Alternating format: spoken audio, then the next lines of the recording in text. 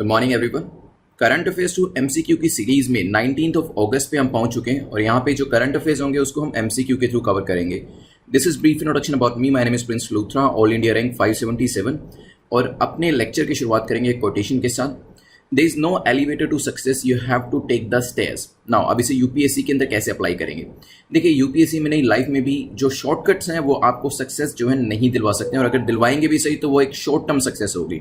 तो अगर आपको एक्चुअल द रियल सक्सेस अगर आपको चाहिए तो उसके लिए you have to go one step at a time. इसके अलावा शॉर्टकट जैसी कोई चीज़ एग्जिस्ट नहीं करती है। स्टेप बाय स्टेप आपको एवरीडे जो हार्डवर्क होता है वो करना पड़ेगा। एवरीडे आपको नई चीज़ें सीखनी पड़ेंगी, तभी जो रियल सक्सेस होती है वो आपको मिलेगी।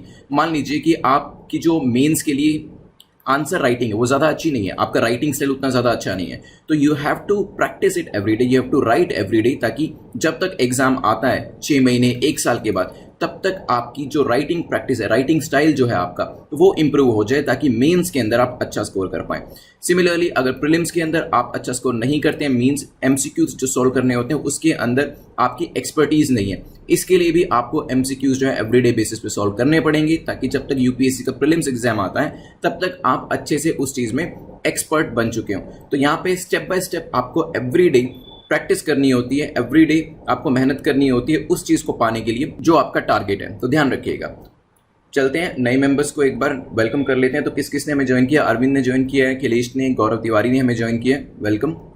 टॉपिक्स देख लेते हैं क्या क्या डिस्कस करने वाले हैं। हम स्वास्थ्य पोर्टल के बारे में देखेंगे, अलेख के बारे में डिस्कस करेंगे, देन भागवत प्रोजेक्ट के बारे में देखेंगे, भागवत प्रोजेक्ट के ऊपर 2 क्वेश्चंस हैं हमारे, देन पंडित जसराज जी के बारे में डिस्कस करेंगे, मिनिस्ट्री ऑफ एचआरडी के बारे में देखेंगे, प्रधानमंत्री G1 योजना के बारे में भी डिस्कस करने वाले हैं, बीएसएफ के ऊपर भी एक क्वेश्चन है, then International Solar Alliance and ethanol blending programme के बारे में भी हम डिस्कस करने वाले हैं, और फाइनली सब कुछ रिवाइज करेंगे।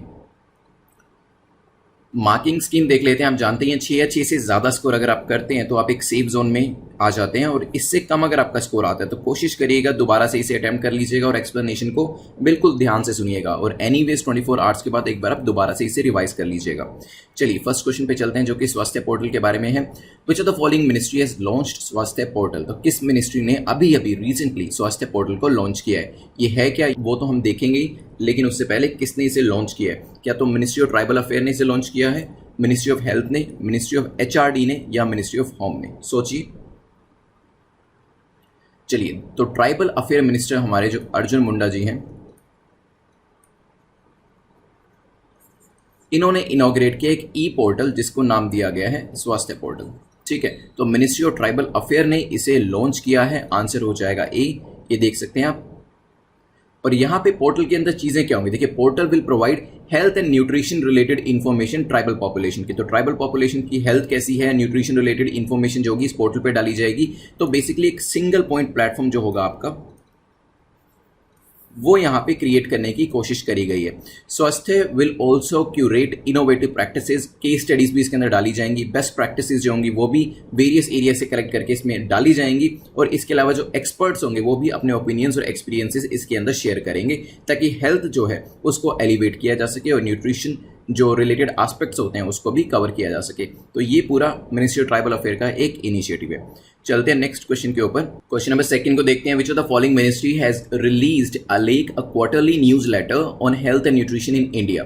तो कौन सी मिनिस्ट्री ने अलेख, जो कि ई न्यूज लेटर है, उसको लॉन्च किया है, उसको बेसिकली रिलीज किया है रादर, जो कि हेल्थ और न्यूट्रिशन से रिलेट करता है? तो क्या मिनिस्ट्री ऑफ ट्राइबल अफेयर ने किया है, मिनिस्ट्री ऑफ हेल्थ ने, मिनिस्ट्री ऑफ एचआरडी ने, या मिनिस्ट्री ऑफ होम ने? सोचिए क्या आंसर होगा, फिर डिस्कस करते हैं। चलिए, तो यहां पर जो आलेख है ये क्वार्टरली ई न्यूज लेटर है जिसको रिलीज किया जाता है। ये भी ट्राइबल अफेयर मिनिस्ट्री करती है ट्राइबल्स की हेल्थ और न्यूट्रिशन के लिए। तो अब आपको पता चल गया 2 चीजें हैं, कौन कौन सी? एक तो है स्वास्थ्य पोर्टल और एक है आलेख। ठीक है, तो ये आपका ई पोर्टल है, आलेख जो है आपका ई न्यूज लेटर है। ध्यान रखिएगा, अगर ट्राइबल के ऊपर कोई क्वेश्चन आता है मेंस के अंदर तो इन 2 चीजों को आप मेंशन कर सकते हैं। प्रीलिम्स के अंदर आता है तो आपको आंसर पता है इसका। चलते हैं नेक्स्ट क्वेश्चन के ऊपर, which is question number 3। Question number 3 बात करता है भागवत प्रोजेक्ट के बारे में। Which of the following state government has announced Bhagwat project? तो कौन सी स्टेट गवर्नमेंट ने इस प्रोजेक्ट को अभी रिसेंटली अनाउंस किया है? काफी अपोजिशन भी जो है आसपास के लोगों ने इसमें दिया है, वो हम डिस्कस करेंगे, बट पहले क्या बिहार गवर्नमेंट, उत्तर प्रदेश, आंध्र प्रदेश या गुजरात गवर्नमेंट ने इसे लॉन्च किया है, अनाउंस किया है? सोचिए। चलिए, तो आंसर आपका बिल्कुल सही है, D is the correct answer. Gujarat government ने अभी अवॉर्ड किया है एक कॉन्ट्रैक्ट बादबुद प्रोजेक्ट के लिए, कहां पर? भरूच के पास। तो आपको पता है नर्मदा रिवर जो भरूच से होती हुई जाती है, तो यहां पर इस प्रोजेक्ट को अनाउंस किया गया है। Inland waterway authority of India ने इसको क्लियरेंस भी जो है वो दे दी है। तो inland waterway authority of India से क्लियरेंस मिल चुकी है। लेकिन यहाँ पे प्रोटेस्ट जो है वो काफ़ी ज़्यादा फिशरमैन जो है आसपास के वो रहने वाले कर रहे हैं। उनको लगता है कि उनका फिशिंग कैच जो है कहीं ना कहीं इस चीज़ से इम्पैक्ट करेगा, इसी वजह से ये अपोजिशन जो है वो किया जा रहा है। तो ये भादुद प्रोजेक्ट आप देख सकते हैं। तो इसके अलावा नेक्स्ट क्वेश्चन पे चलते हैं जो इसी से रिलेटेड है, इसी पर्टिकुलर प्रोजेक्ट से। भादबुद प्रोजेक्ट के ऊपर वेरियस स्टेटमेंट्स दे रखी हैं और आपको बताना है कौन सी स्टेटमेंट भादबुद के बारे में सही है। पहली कहती है it is located across the river Narmada. Narmada river के अक्रॉस में ये बनाया जाएगा।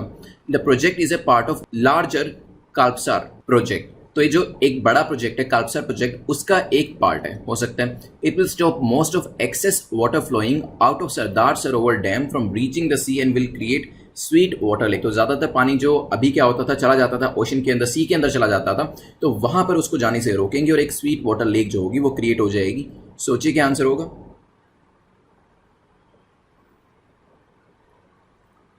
चलिए, तो ये तो मैं आपको पहले ही बता चुका हूँ, नर्मदा रिवर के अक्रॉस बनाया जा रहा है, बिल्कुल ठीक है। जो काल्पसार प्रोजेक्ट है गुजरात का, इसमें बेसिक ऑब्जेक्टिव है कि 25% average annual surface water resources को प्रोटेक्ट करना है, स्टोर करना है।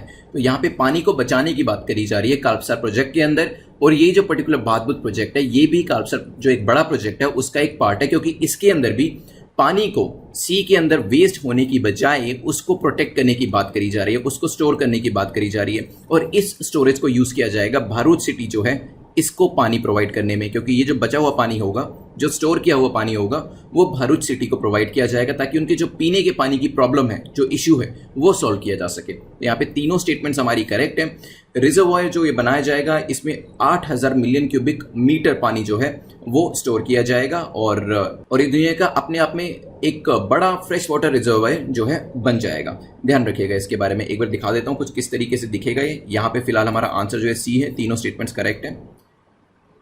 चलिए, तो नेक्स्ट क्वेश्चन हम पढ़ते हैं पंडित जसराज जी के बारे में। आपको पता है अभी रिसेंटली इनका डिमाइस हुआ है और इस वजह से इन पे क्वेश्चन जो है वो पूछ रहे हैं इस तरीके से, जो कि यूपीएससी में पूछा जा सकता है। रिसेंटली पंडित जसराज जी जो हैं उनको one of the world's most prominent Indian classical vocalist माना जाता है। अभी रिसेंटली पास अवे हुए हैं वो। इनके ऊपर 3 स्टेटमेंट्स और हमें बताना है कौन सी स्टेटमेंट करेक्ट है इनके बारे में। पहली कहती है Pandit Jasraj was associated with Mewati gharana of music. तो वो मेवाती घराना ऑफ म्यूजिक से बिलोंग करते थे, हो सकता है। He is known for unconventional mixing of ख्याल। तो जो ख्याल एक इनकी टाइप होती है, सिंगिंग की जो टाइप होती है, उसकी अनकन्वेंशनल मिक्सिंग के लिए उनको जाना जाता है, ये भी हो सकता है। An asteroid is named after him by International Astronomical Union. Basically एक एस्ट्रॉयड का जो नाम है वो भी उनके नाम पर रखा गया है IAU के द्वारा। सोचिए क्या आंसर होगा, फिर डिस्कस करते हैं।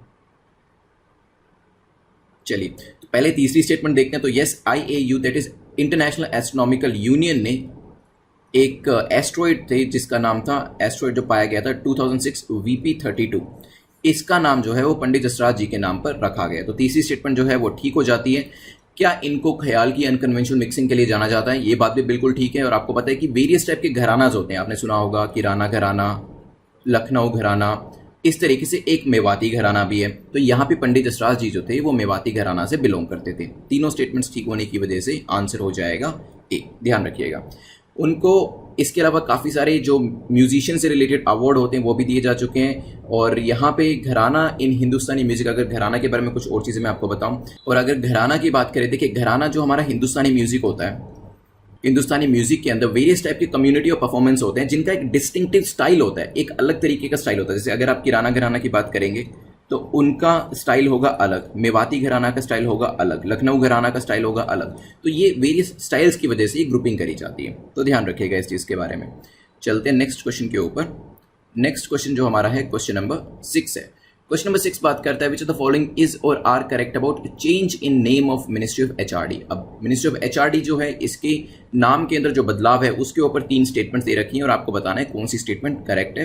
पहली स्टेटमेंट कहती है it was propose in draft of new education policy. तो जो नई एजुकेशन पॉलिसी है उसके ड्राफ्ट के अंदर इसका जिक्र किया हुआ था कि आपको जो MHRD है उसका नाम में बदलाव लाना है। हो सकता है it has to receive assent from president of India, तो इसके बदलाव के लिए प्रेसिडेंट ऑफ इंडिया की एसेंट जरूरी है, ये भी हो सकता है। It will be the first time that the name of this ministry will be change, तो ये पहली बार होगा जब इस पर्टिकुलर मिनिस्ट्री का नाम चेंज किया जा रहा है। सोचिए क्या आंसर होगा। चलिए देखिए बहुत आसान है, पर्टिकुलरली अगर ऑप्शंस को भी देखें आप इस क्वेश्चन को सोल्व करना। मैं पहले ही आपको बता चुका हूं जब हम नई एजुकेशन पॉलिसी आई थी इसको डिस्कस कर रहे थे कि ये पहली बार नहीं होगा जब इस मिनिस्ट्री का नाम जो है वो चेंज किया जा रहा है, क्योंकि पहले इसका नाम एजुकेशन मिनिस्ट्री हुआ करता था लेकिन इसको बदल के MHRD किया गया और अब वापस हम इसे एजुकेशन मिनिस्ट्री बनाने जा रहे हैं। तो तीसरा ऑप्शन तो आप वैसे ही इनकरेक्ट कर सकते हैं और जब तीसरा आंसर निकल गया तो बचा क्या, डी अपने आप ही ठीक हो जाएगा, मतलब पहली और दूसरी स्टेटमेंट ठीक हो जाएगी। इसी तरीके से यूपीएससी के अंदर भी आप एलिमिनेट करिएगा। कुछ ऐसे 4-5 क्वेश्चन होंगे जिसमें एक क्वेश्चन भी आपने एलिमिनेट, एक स्टेटमेंट भी आपने एलिमिनेट कर दी ना, उसके बाद आंसर जो बचेगा वो करेक्ट ही बचेगा। तो ये जो टेक्निक है जरूर अपनाइएगा प्रीलिम्स के अंदर। पहली स्टेटमेंट देखते हैं क्या न्यू एजुकेशन पॉलिसी के ड्राफ्ट में इसकी बात करी गई थी, तो जी हाँ न्यू एजुकेशन पॉलिसी के ड्राफ्ट के अंदर इसकी बात करी गई थी। और अगर आप रिसेंटली न्यूज देखेंगे तो उसमें दिया गया था कि प्रेसिडेंट रामनाथ कोविंद जी ने एक एसेंट जो है वो दे दी है ताकि MHRD that is ministry of human resource development का नाम चेंज करके मिनिस्ट्री ऑफ एजुकेशन कर दिया जाए और गजट नोटिफिकेशन जो है वो भी यहाँ पे पब्लिश करने की बात करी गई है। ठीक है, तो सेकंड स्टेटमेंट आपकी ठीक हो जाती है। आंसर क्या हो जाएगा, D will be the correct answer. First और सेकंड स्टेटमेंट हमारी करेक्ट है। यहाँ पे आप देख सकते हैं अब इसे मिनिस्ट्री ऑफ एजुकेशन कहा जाएगा और मैं आपको पहले ही बता चुका हूँ 1985 में इसको मिनिस्ट्री ऑफ एजुकेशन से चेंज करके जब राजीव गांधी जी की गवर्नमेंट थी इसे MHRD किया गया था। ठीक है, और अभी रिसेंटली भी काफ़ी सारे लोगों ने कहा कि क्यों ना हम इसे मिनिस्ट्री ऑफ एजुकेशन ही कहें, अदरवाइज क्या होता है एजुकेशन के ऊपर जो फोकस होता है वो उतना नहीं हो पाता, क्योंकि जब मिनिस्ट्री का नाम ही MHRD और इसके अंदर कहीं पे एजुकेशन नहीं आ रहा है तो उतना अच्छे से फोकस नहीं कर पाते हैं। ठीक है, तो ध्यान रखिएगा इसको। चलते हैं नेक्स्ट क्वेश्चन के ऊपर विच इज क्वेश्चन नंबर 7। काफी इंपॉर्टेंट क्वेश्चन है। प्रधानमंत्री G1 योजना इज एसोसिएटेड विद, तो प्रधानमंत्री G1 योजना इसकी जो फुल फॉर्म है वो भी बताऊंगा, बट अभी बता दूंगा तो आंसर करना आसान हो जाएगा आपके लिए। प्रधानमंत्री जीवन योजना किससे एसोसिएट करती है? क्या ये इथेनॉल सेक्टर से एसोसिएट करती है, इंटरनेट सेक्टर से, फार्मिंग सेक्टर से या इंडस्ट्रियल सेक्टर से? सोचिए क्या आंसर होगा। चलिए देखिए, अगर हम सी और डी देखें तो काफ़ी बड़े बड़े ब्रैकेट्स हैं। मतलब फार्मिंग में तो बहुत सारी चीज़ें आती हैं, एलाइड एक्टिविटीज़ भी आती है, फसल भी आती है, आपकी पानी की जो ज़रूरतें होती हैं, बिजली की ज़रूरतें वो भी आती है, इंडस्ट्रियल सेक्टर भी अपने आप में काफ़ी बड़ा सेक्टर है। तो यहाँ पे कहीं ना कहीं आप सोच सकते हैं कि इतने बड़े जो सेक्टर है उसको इसमें नहीं डाला गया होगा और ये सिर्फ फिलर्स हैं, जो ऑप्शन को सिर्फ फिल करने के लिए चीज़ें डाली जाती है। तो इन दोनों को आप एलिमिनेट कर सकते हैं। थोड़ा सा कॉमन सेंस अगर हम यूज़ करें यहाँ पर तो यहाँ पे इसको एलिमिनेट किया जा सकता है। अब बात आती है इथेनॉल और इंटरनेट सेक्टर की। तो यहाँ पे कोशिश ये करी जाती है जब भी कोई स्पेसिफिक एरिया होता है वहां पर स्कीम को लॉन्च किया जाता है। यहाँ पे जो फिलहाल आंसर है हमारा ethanol sector, A is the correct answer, क्योंकि रिसेंटली कैबिनेट कमेटी और इकोनॉमिक अफेयर्स ने प्रधानमंत्री जीवन की फुल फॉर्म क्या है? G1 जैव ईंधन वातावरण अनुकूलन फसल अवशेष निवारण योजना। ये किस लिए बनाई गई है? एक इकोसिस्टम बनाने के लिए इंडिया के अंदर, ताकि कमर्शियल प्रोजेक्ट्स को सेटअप किया जा सके और रिसर्च एंड डेवलपमेंट किया जा सके एथेनॉल सेक्टर के अंदर, कि किस तरीके से हम अपनी जो फसल होती है, वेरियस जो हमारे यहाँ पे क्रॉप्स होती हैं, उसको हम इथेनॉल के अंदर यूज कर पाएं। अब यहाँ पे बहुत से लोग कहेंगे कि फार्मिंग सेक्टर से भी रिलेट करते हैं, तो मैंने आपको पहले भी बताया था कि यूपीएससी के अंदर आपको बेस्ट ऑप्शन चूज करना होता है, सेकंड बेस्ट चूज नहीं करना होता। मान लीजिए इथेनॉल नहीं होता तो हम फार्मिंग को यूज कर सकते थे, बट फार्मिंग अपने आप में ही एक बहुत बड़ी जेनेरिक टर्म है। इस फार्मिंग में तो बहुत सारी चीज़ें आती हैं, एलाइड एक्टिविटीज़ भी आती हैं, जैसे मैंने आपको बताया इलेक्ट्रिसिटी, वाटर की जो यहाँ पे अवेलेबिलिटी होती है, फार्मर के जो लोन होते हैं, वो सब चीज़ें इसके अंदर आती है। लेकिन अगर हम स्पेसिफिक एरिया की बात करें तो this is concerning to ethanol sector, A is the correct answer. Ethanol नहीं दिया होता तो हम फार्मिंग को मार्क कर सकते थे, बट यूपीएससी के अंदर आपको बेस्ट ऑप्शन चूज करना होता है। कई बार ऐसा होगा 2-3 क्वेश्चन जिसमें एक बेस्ट ऑप्शन भी दिया होगा और एक बेटर ऑप्शन भी दिया होगा और आपको बेस्ट ऑप्शन को चूज करना है। यहाँ पे जो बात करी जा रही है वो इथेनॉल सेक्टर के अंदर किस तरीके से हम अपने जो हमारी योजना है ये हमें हेल्प करेगी, ताकि जो क्रॉप्स हैं और जो हमारा दूसरा फोटो मटेरियल होता है उसको हम किस तरीके से एथेनॉल में कन्वर्ट कर सकते हैं, उसकी बात करी जा रही है। चलिए नेक्स्ट क्वेश्चन बीएसएफ के ऊपर है, डिस्कस करते हैं। विच of the following statement is or are incorrect? यहाँ पे आपको इनकरेक्ट बताना है, ध्यान रखिएगा। बीएसएफ के अंदर कौन सी स्टेटमेंट गलत है?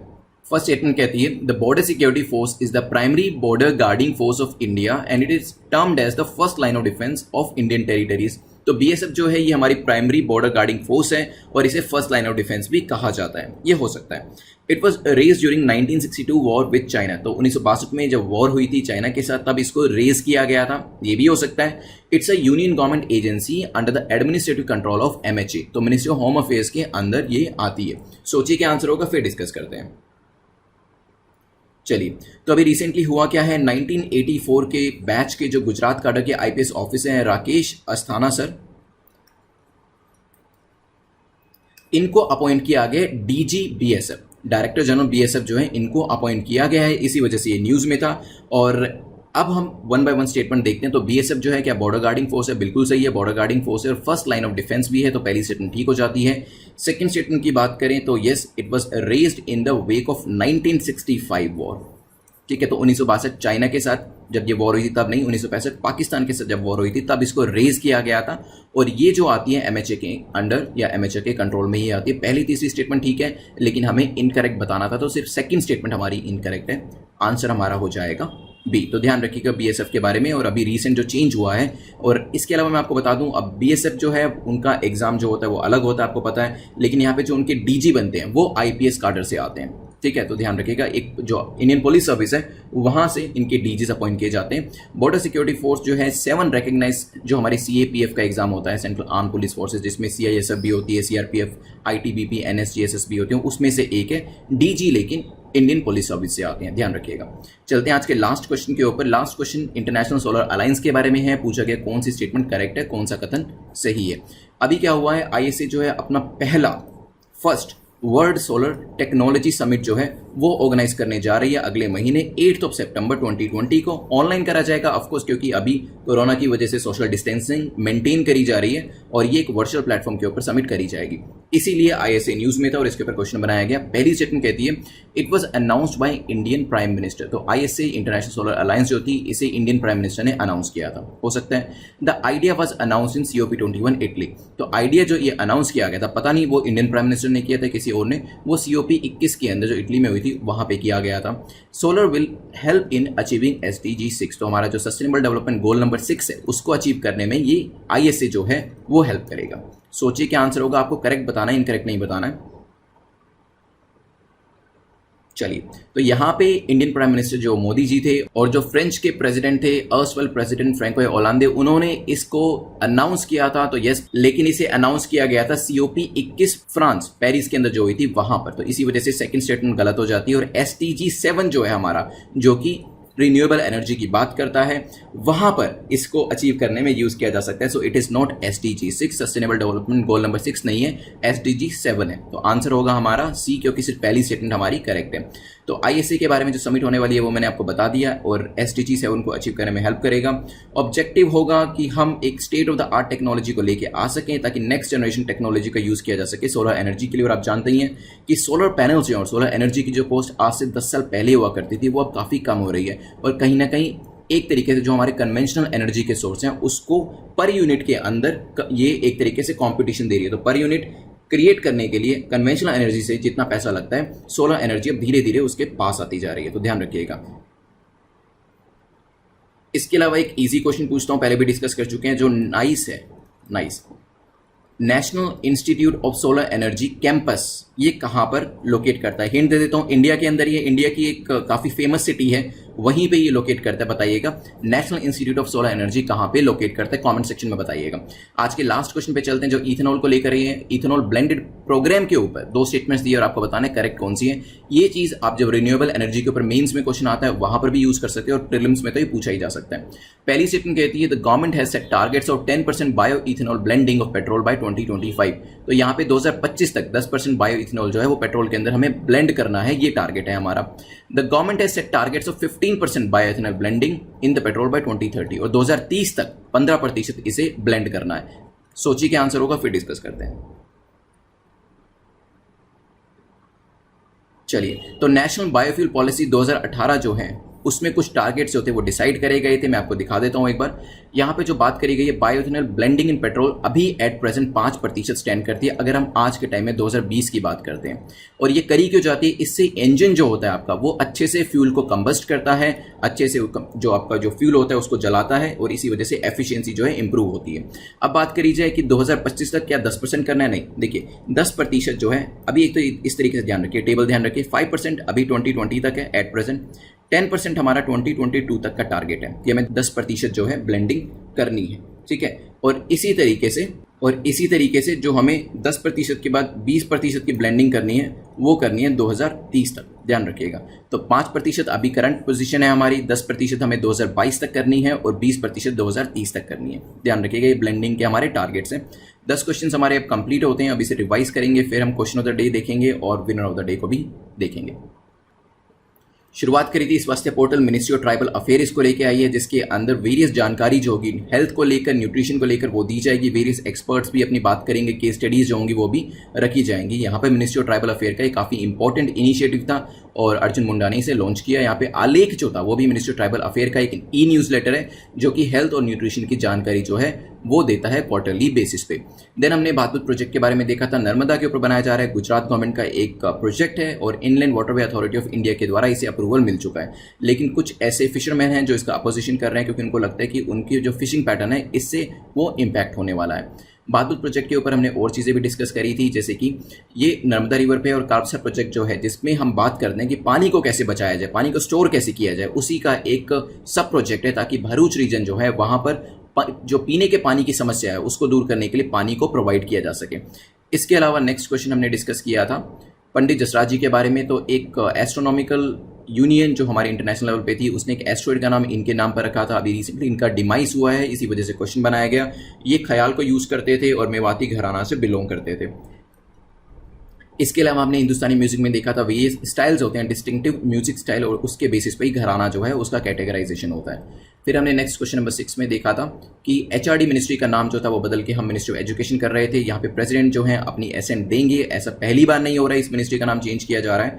पहले भी राजीव गांधी गवर्नमेंट के दौरान इसको मिनिस्ट्री ऑफ एजुकेशन कहा जाता था और फिर एमएचआरडी इसका नाम बदल के कर दिया था। वापस हम पुराने वाले पैटर्न के ऊपर जा रहे हैं। तो यहाँ पे इसके अलावा जीवन योजना के बारे में देखा था, फुल फॉर्म काफ़ी इंपॉर्टेंट है, जैव ईंधन वातावरण अनुकूलन फसल अवशेष निवारण योजना। तो यहाँ पे एथनॉल ब्लेंडिंग के बारे में बात करी जा रही है कि किस तरीके से इसको यूज़ किया जा सकता है, एक इकोसिस्टम बनाया जा सकता है एथनॉल सेक्टर के अंदर रिसर्च एंड डेवलपमेंट के लिए। फिर हमने डिस्कशन किया था बीएसएफ के बारे में, कौन सी स्टेटमेंट इनकरेक्ट थी, क्योंकि इसको 1965 में रेज किया गया था, इसलिए सेकंड स्टेटमेंट इनकरेक्ट थी हमारी। फर्स्ट लाइन ऑफ डिफेंस इन्हें माना जाता है और यूनियन गवर्नमेंट एजेंसी जो एमएचए है उसके अंडर में ये आती है, उन्हीं के कंट्रोल में होती है। रिसेंटली इनके जो डीजी हैं वो आईपीएस सर्विस से बनाए गए हैं, अस्थाना सर को यहाँ पर डीजी बनाया गया है। फिर हम देखते हैं इंटरनेशनल सोलर अलायंस के बारे में। यहाँ पे जो प्राइम मिनिस्टर जो थे उन्होंने अनाउंस किया था, इंडियन प्राइम मिनिस्टर ने, जब ये पेरिस में COP21 हो रहा था, और SDG 7 जो है उसको अचीव करने में ये हेल्प करेगा। मैंने आपसे क्वेश्चन भी पूछा इसके लिए कि जो नाइस है NISE that is national institute of solar energy, वो कहाँ पे किस सिटी के अंदर है वो मुझे बताइएगा। फिर हमने एथनॉल ब्लेंडेड प्रोग्राम के बारे में देखा था कि 5% तो अभी करंट पोजीशन है, 10% 2022 तक करना है और 20% 2030 तक हमें करना है। इसके अलावा एथनॉल ब्लेंडिंग जो है वो करी जाती है ताकि इंजन जो है कंप्लीटली कंबस्ट कर सके फ्यूल को। तो हमारी रिवीजन जो है यहाँ पे कंप्लीट होती है।